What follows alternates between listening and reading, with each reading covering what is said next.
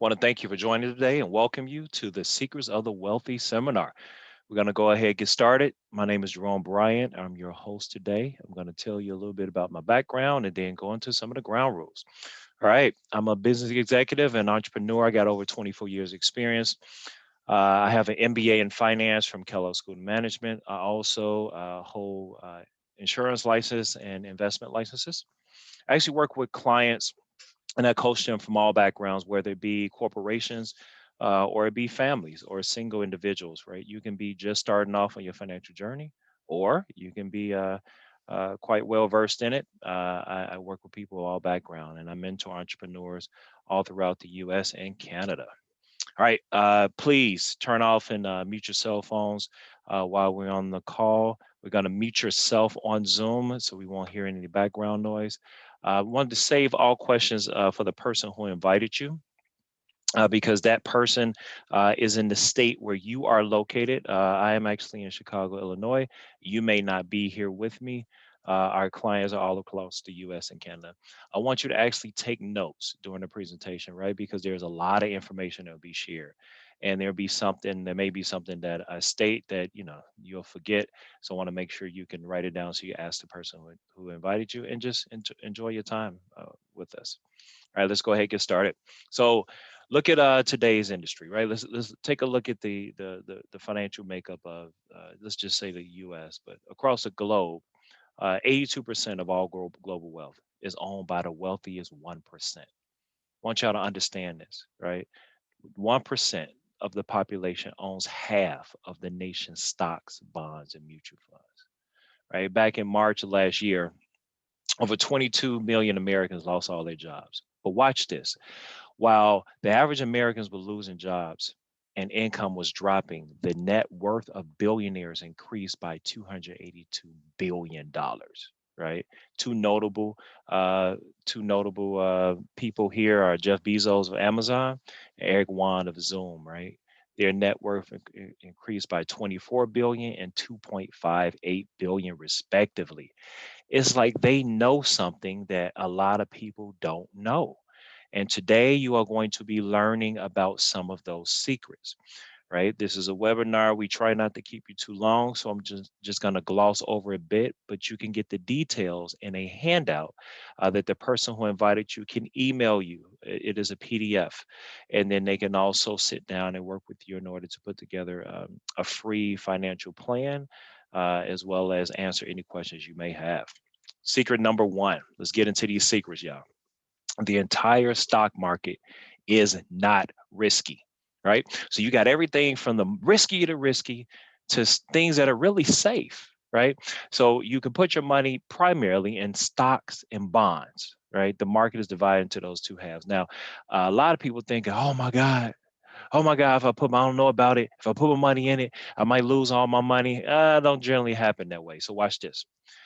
I'm going to start with the least risky, and we're going to work our way up to the most risky, right? The least risky place you put you put your money is in a bond side, right? Bonds, you are lending money to an institution, right? You lend money to them, they give you your money back in a certain time period plus interest. Now, the interesting thing here, why they're diminished, they have diminished risk. You are what's called a first position lien holder on these bonds. That means if they go bankrupt, all their assets are liquidated and you get paid first. One of the reasons why they're so safe. Now, let's go to the stock market. For stocks, you're not lending anything. You are buying ownership into a company. If that company goes up in value, you make money. If it goes down in value, you lose money. But let's go down what we call the risk chart, right? So we're going to start on. I told you I'm going to start with the least risky. Let's start on the bond side. Bonds, you can break them into three areas. First, you can lend money to the U.S. federal government. Now, if you lend money to the U.S. government, you're going to average a return about 2 to 3%. The only way you lose all your money is if the US government goes under. If that happens, you won't care about your money. There's some other stuff you'll be caring about.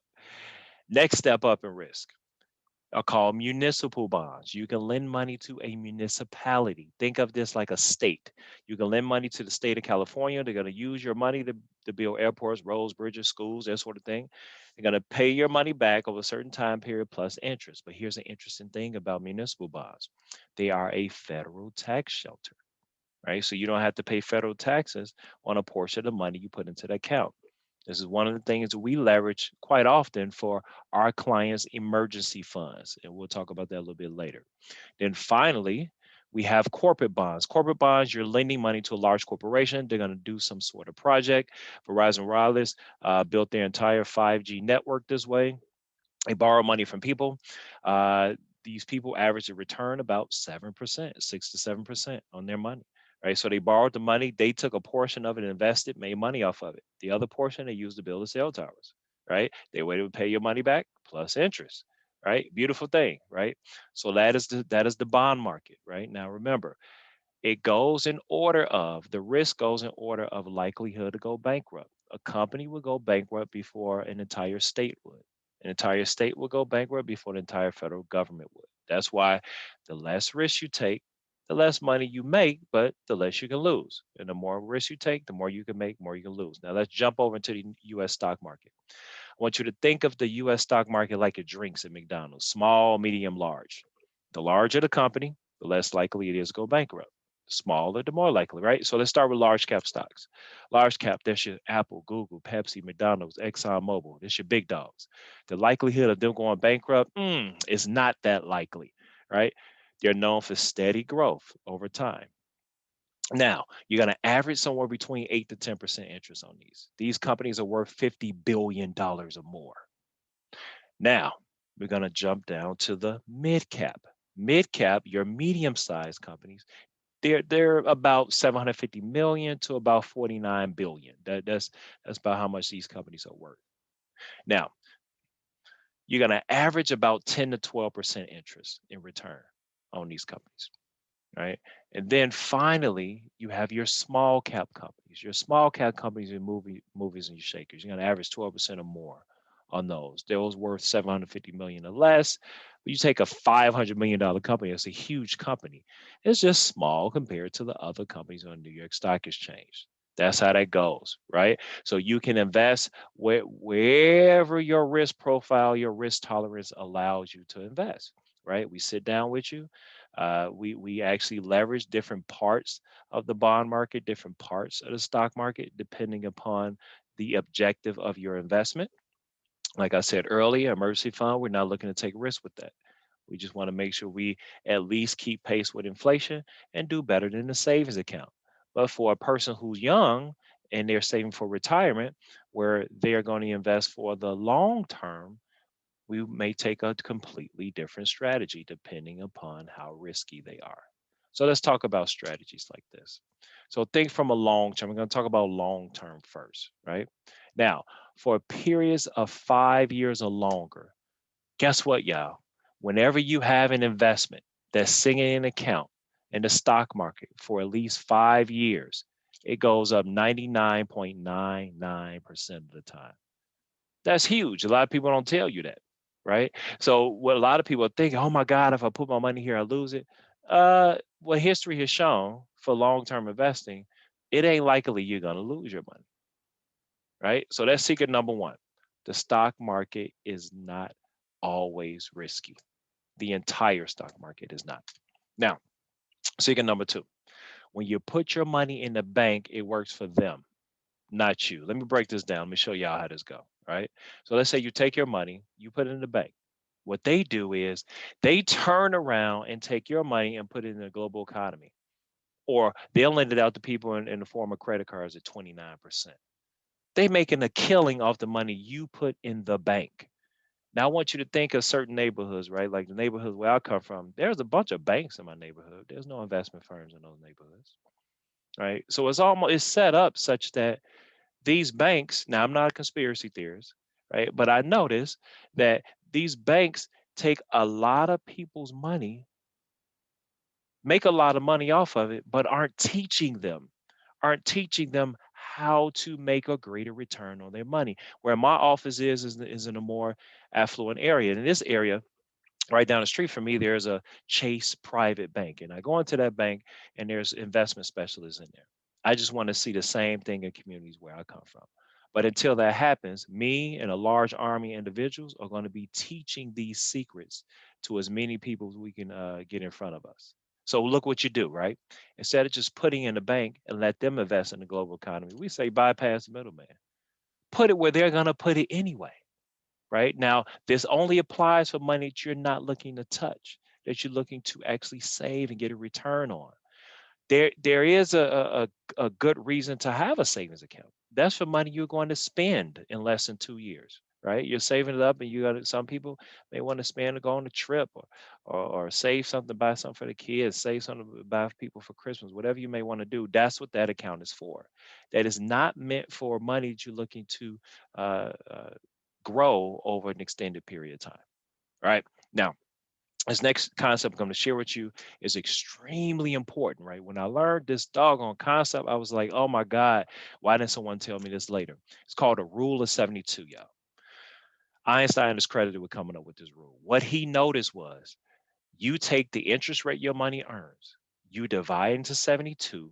That'll tell you how many years it takes your money to double. Now watch this. Watch this. Let's say we take $10,000. I'm going to show you $10,000. I'm just going to use two examples here: 3%, 12%. $10,000 you put into the account. Let's say you put $10,000 in the account earning 3%. Three goes in 72, 24 times. So this money is going to double every 24 years. So that 10,000 you put in there, 24 years later, you got 20,000. Another 24 years later, you got 40,000. This is a huge mistake that a lot of people make in their 401k plans.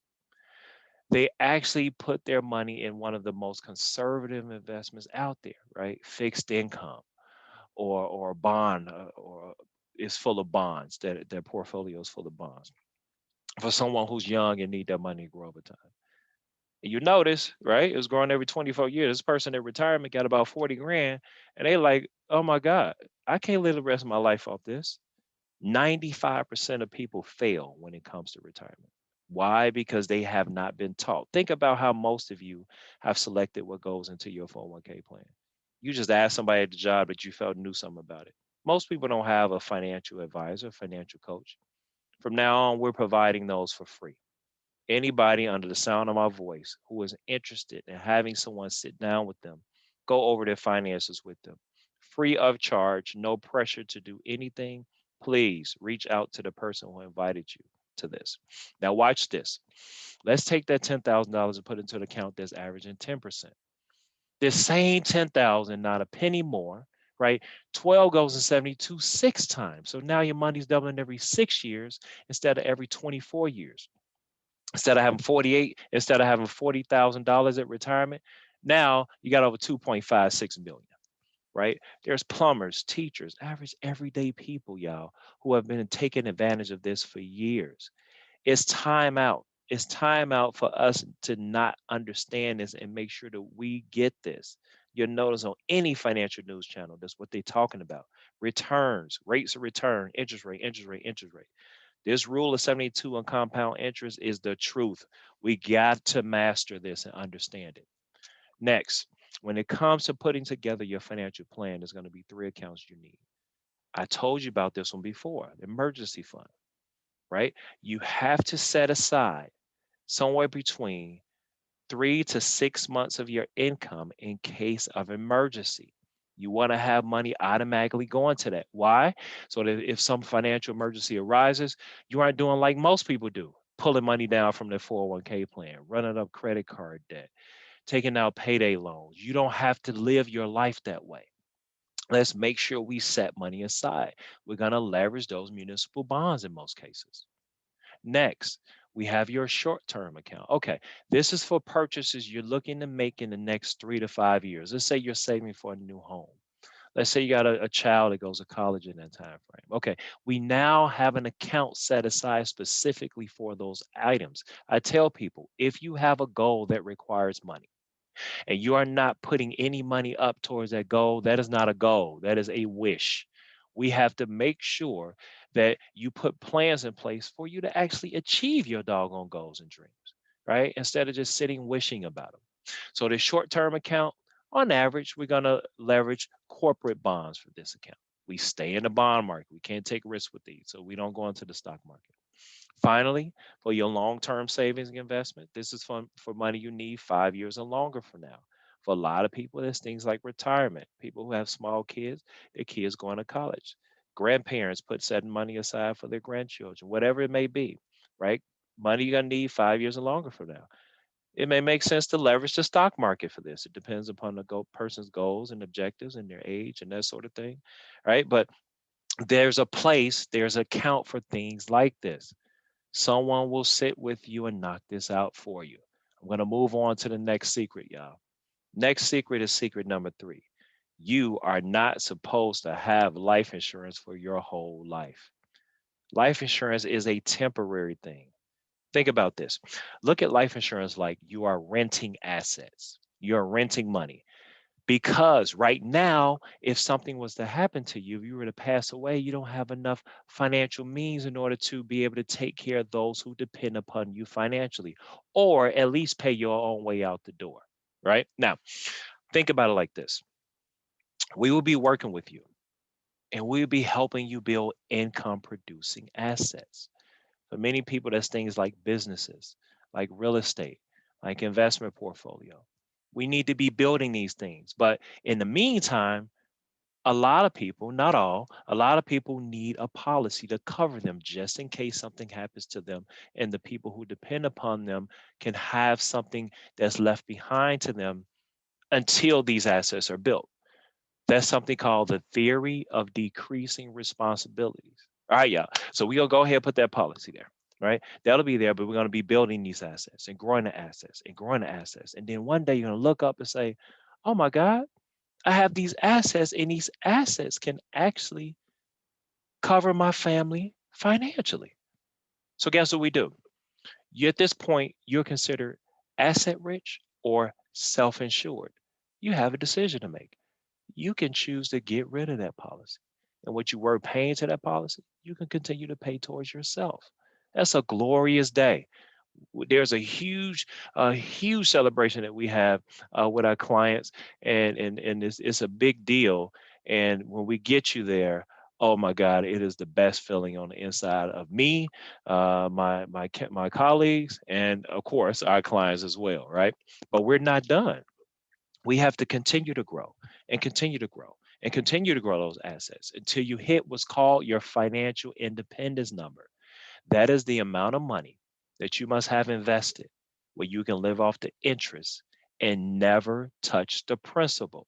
I had a client who asked me, "Hey, if I won this lottery, let's say I won $1 million. All right, what can I do with it? What would you suggest?" Right, and given her objectives, what we discussed, I was like, "Okay, how about you take this $1 million and stick it in an account that's averaging 10%? Right, this account averages 10%. Okay, you're gonna be making 100 grand a year. Just live off the 100 grand. You don't have to touch the million. So now the asset, the $1 million, the interest it makes is now paying her monthly for the rest of her life. Right? That's how it works. You can build up assets in an investment portfolio. You can have real estate, right? You can have businesses. You have all these things where now you can leave that behind to the next generation instead of going from broke generation to broke generation to broke generation. That's the theory of decreasing responsibility, y'all.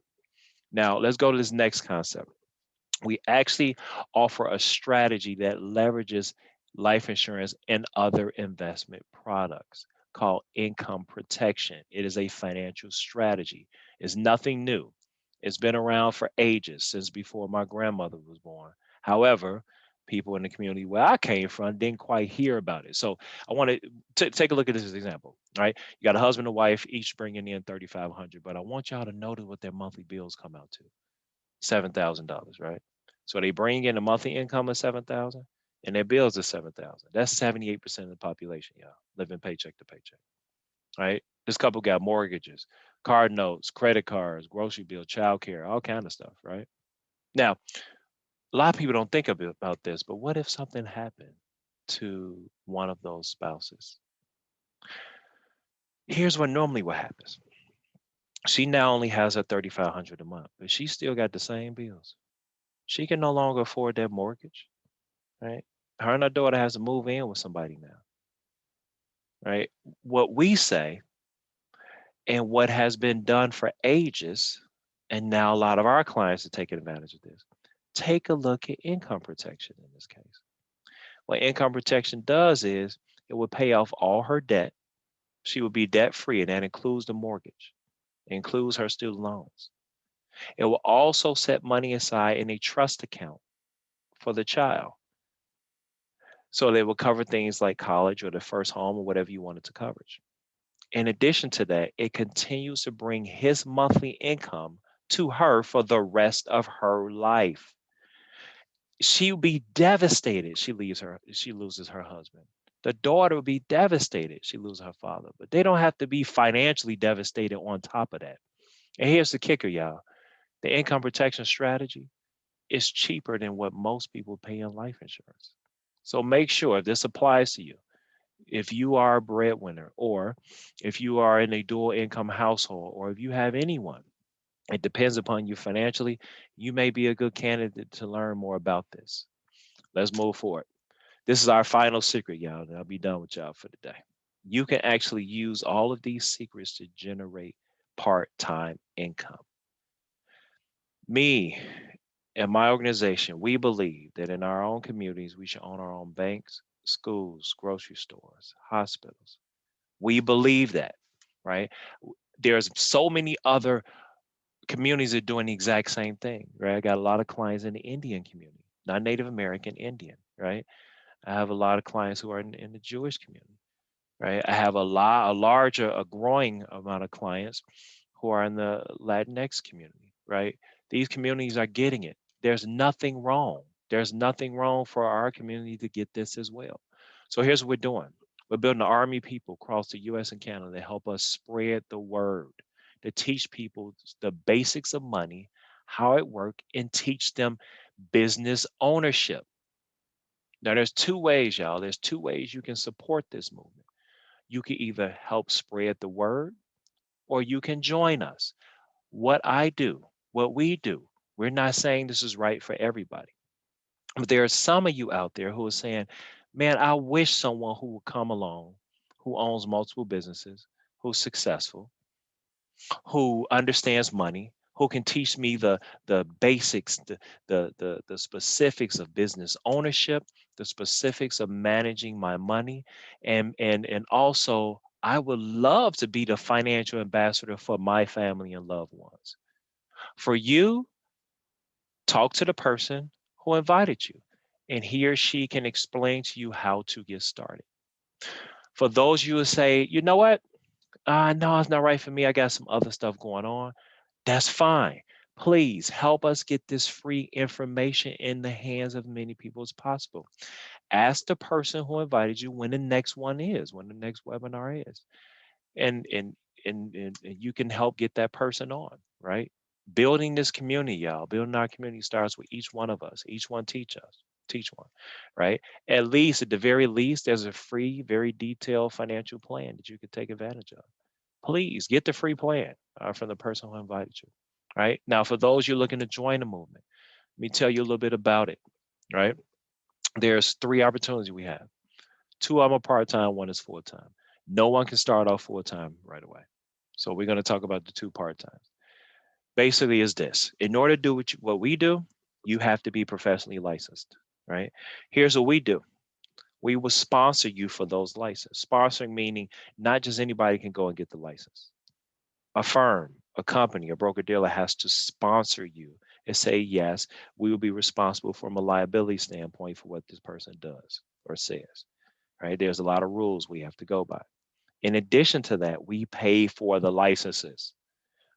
Huge deal, right? You will actually have the earning potential to immediately be in the situation someone who already has a master's degree, right? We have many people in our organization that earn six figures or above. And we got a few of them who are 18 and 19 years old.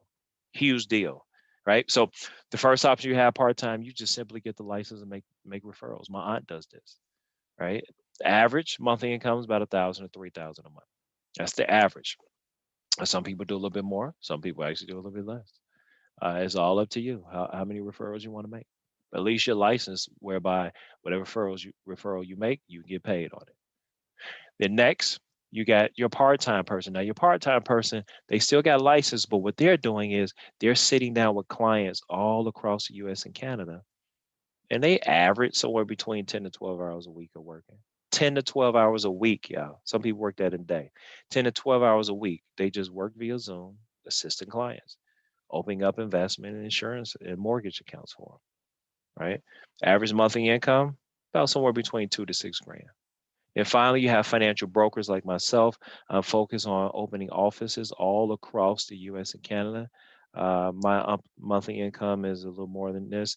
However, on average, about 8 to 10 grand a month, 8 to 12 grand a month, right? Now, from a stat standpoint, this is why we really push this, and we're about this movement, right? Let's look at people who have investment license. 4.4% are African American, less than 3% are Hispanic, and about 34% are women. We're looking to increase each of those areas by at least 15%. This is a white male dominated world. It has been since its inception. It's about time for that to change. And we're going to be the catalyst for that change. Let's let everybody share in the wealth. Now, in order to get started, you'll notice some of the companies at the bottom. We offer financial services and products from these companies, right? And many more. This is an example of them, right? A lot of these are household names, ones you heard of before, right? In order to get started, you have to cover the cost of your background check, right? To do what we do, you got to pass a background check. We're dealing with millions of dollars of other people's money. You are not going to be out there taking advantage of people and their money, right? So we got to make sure you pass a background check. Then there's a tool that you have, a subscription-based tool that allows you to run your entire business. You manage all your clients, you have access to training materials, you have access to all these the various broker dealers, various mortgage companies, various insurance companies. You have access to all that stuff for 25 bucks a month. So here's what you do. I want you to write down and name at least 10 people.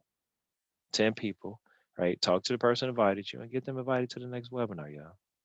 Like, we're not pushy. We're not saying, hey, look, you need to be doing what we're doing. But for those who are interested, right? Holler at your boy. Invite the person who invited you. We could talk about it. So what's next? Like I said before, speak to the person who invited you. Get your free financial game plan. That is extremely important, y'all. It's free. This person owes you this. Schedule an appointment with one of the financial professionals so that they can get you a plan and either spread the word or join us. I want to thank you all for coming out today. I really appreciate your time. And if there's any questions at any point, please feel free to reach out to the person who invited you. Thank you, and you have a good night.